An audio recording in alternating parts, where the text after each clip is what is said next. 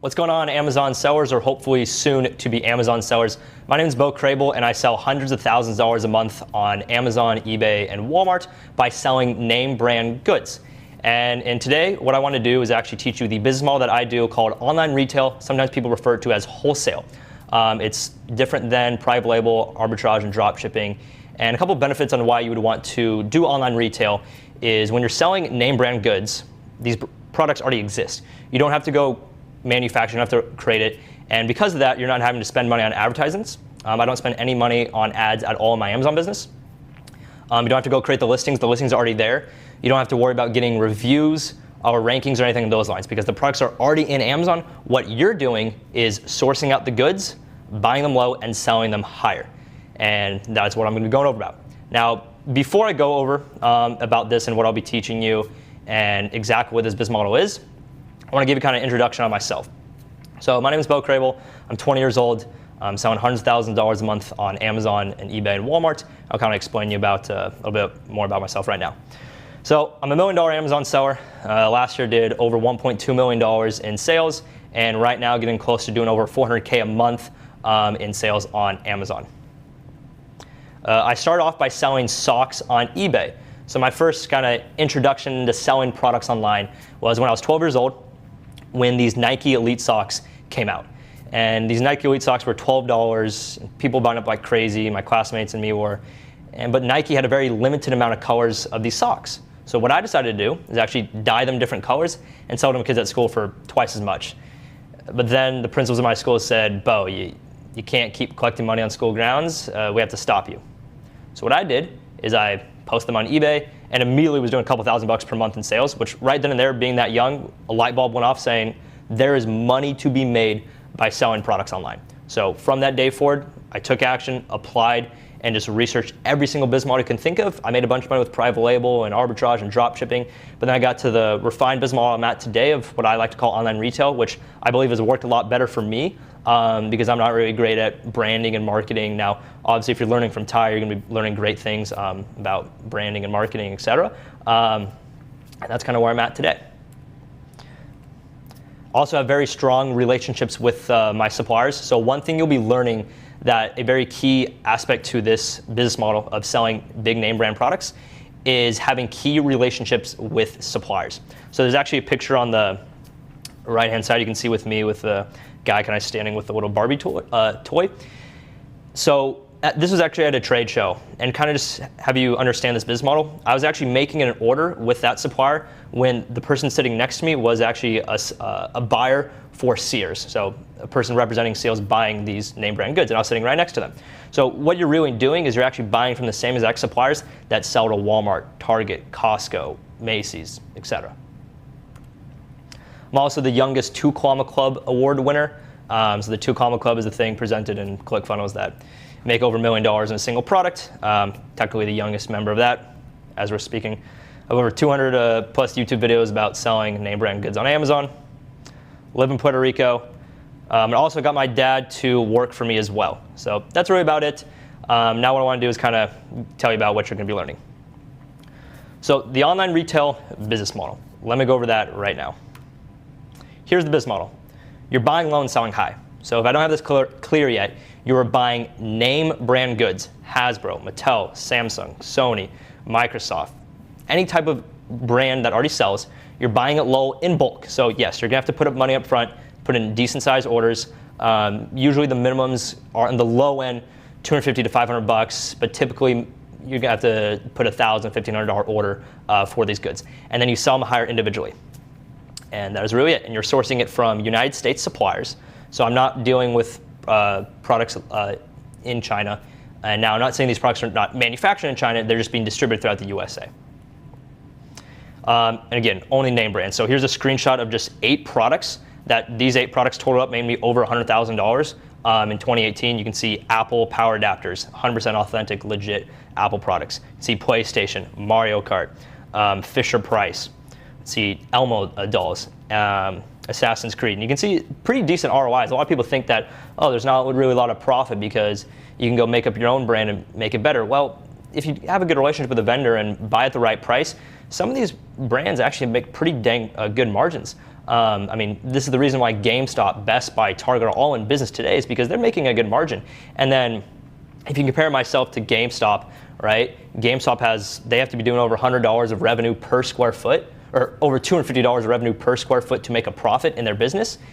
And that's because they have such large expenses such as employees, warehousing, and rent. And with me, I don't have that employees, warehousing, and rent. So if GameStop can go make a profit with some product, I can probably go make more with it because I don't have those expenses. So you can see the ROIs right there. Lowest you can see on this is 12%. Highest right here is the Elmo dolls at 260% ROI. Now, am I making an average of 260% ROI? No. My average is around 25%, and I go for anything above 10% a month. So here's what you will learn from my presentation about selling name brand goods. How to get approved to sell name brand products. Product research, so going over what I'm looking for when I'm looking at these products. I'll give you some examples about that.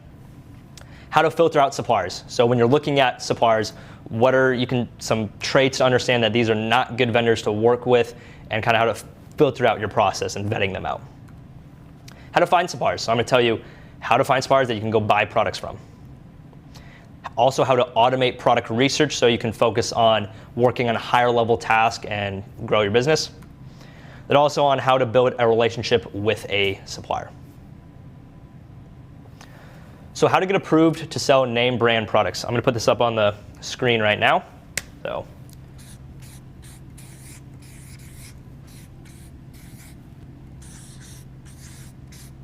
good. Let's put approved right here. Make sure I'm spelling this right.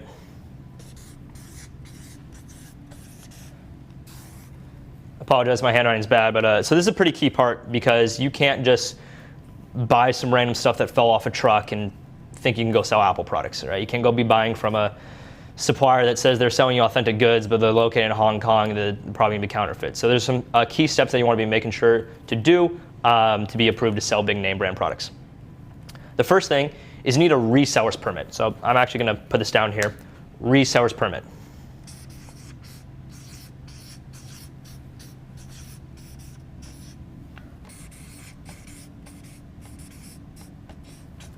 They can see that all right. So the purpose of a reseller's permit, which I'll get into later, is pretty much so you're able to go buy products from a supplier, then also not have to pay the sales tax on the goods you're buying from. You also need to be buying from legit suppliers, which are going to usually be domestic suppliers that are offering authentic goods. And you want to have accurate invoices, which I'll cover in detail what I mean by that. So a reseller's permit. The purpose of a reseller's permit is so you're not paying sales tax on the inventory you're buying. So I grew up in the King County area in Seattle, Washington. If I were to go walk into a Walmart and say I buy something for $100, I'm actually going to pay $110 due to sales tax.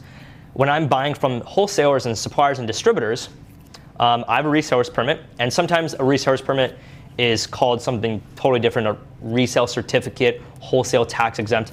I'll actually give Ty's team a resource that I have. You don't have to put in your email address.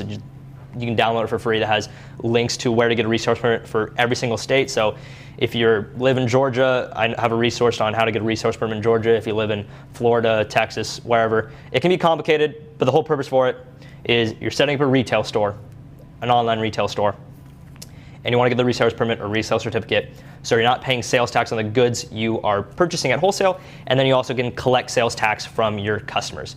And that's really the whole purpose for that. Legit suppliers. So this is an important topic. Let me go over this right here. I'll put these in quotations.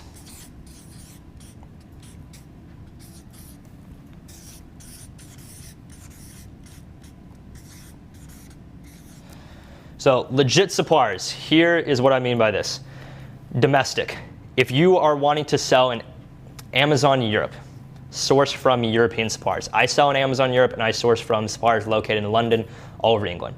If you want to sell in the US and sell name brand goods, source from suppliers in the United States. Now, why is this?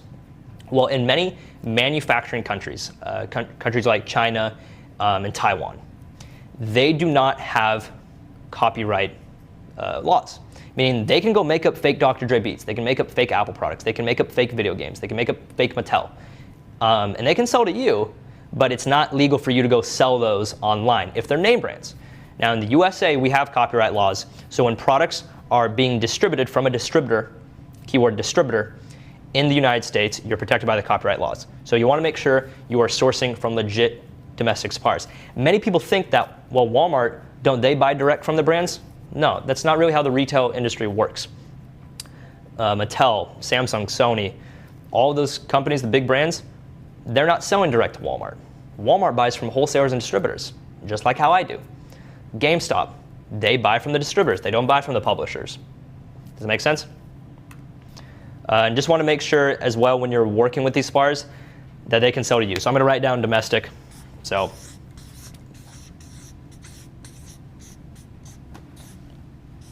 selling in Europe, source in Europe. Selling in the USA, source in the USA. And then the second thing is you want to make sure they can sell to you. So there are some suppliers where there's restrictions that they're not allowed to sell these specific products because they don't want online sellers, or maybe they don't want any other retailers, online retailers selling this. And then the last thing is make sure that you're allowed to sell it online. It's the only other thing. There will be a process where you're going to make sure to be approved in Amazon. But for the most part, if you're sourcing from United States suppliers, you're well off. Just ask your supplier a couple questions. Can you sell to me? Can I sell online? If they say yes, you're fine. Applying an invoice. Actually, let me go over this.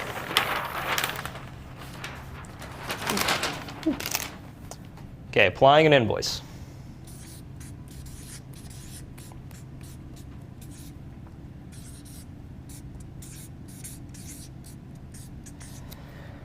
So I first got started selling products online on eBay.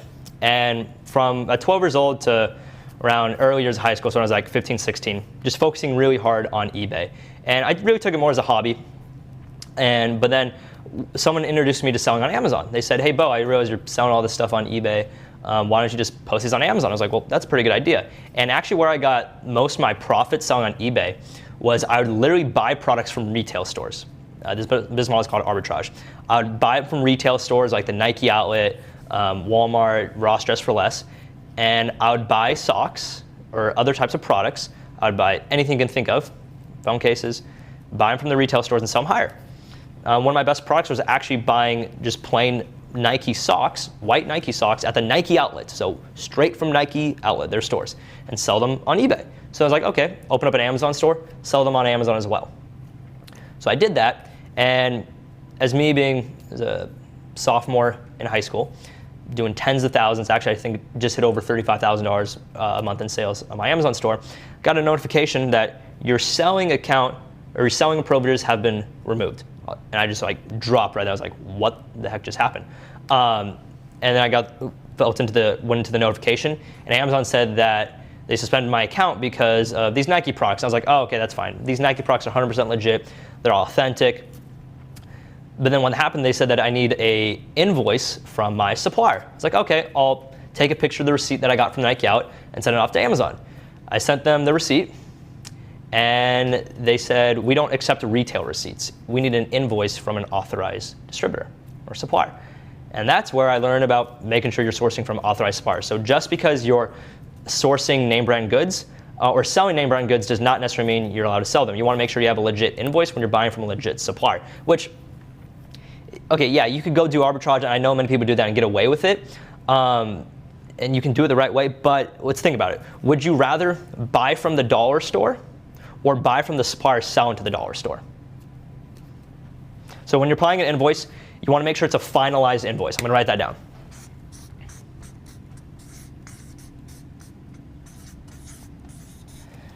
Now, this may not make any sense at all right now, but when you start to contact suppliers, get access to products, you're going to learn about this. But when you buy products from a supplier and you make an order with them, they're going to first give you a sales order or a pro forma invoice. Now, with that, it's not a finalized invoice. It means you have not paid for it yet. When you pay for it, typically, then they give you a finalized invoice.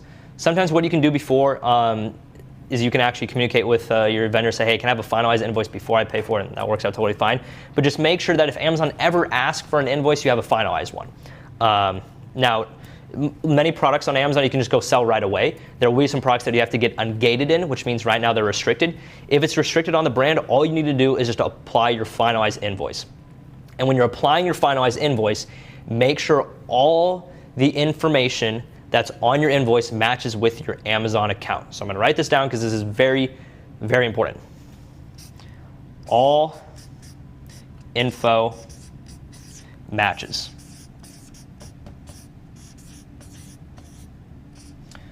With Amazon and your invoice.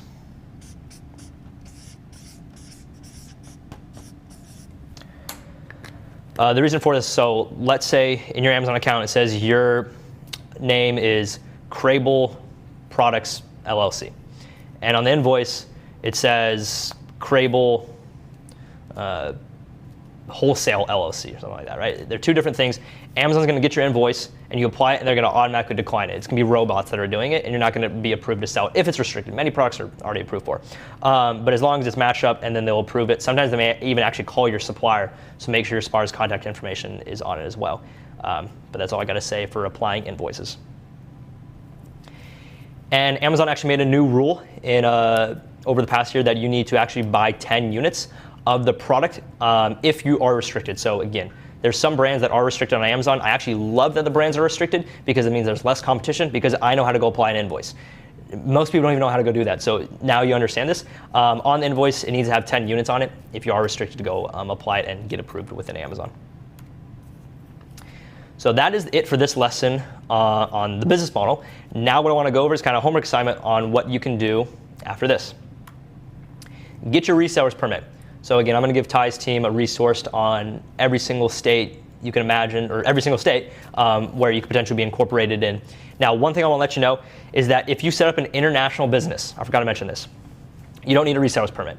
So a reseller's permit is only for states that collect and remit sales tax in the United States. Now, I'm not a legal advisor, so you may want to consult with a legal advisor on this. But if you have an international business set up, like a Canadian business or a European business, you do not need to get a reseller's permit. But if you do need a reseller's permit, your homework assignment is go get your reseller's permit. You can apply online for most states. The longest it takes is like 2 weeks, like in Texas. In Nevada, you can get it within 48 hours. So apply for it and go get your reseller's permit right now.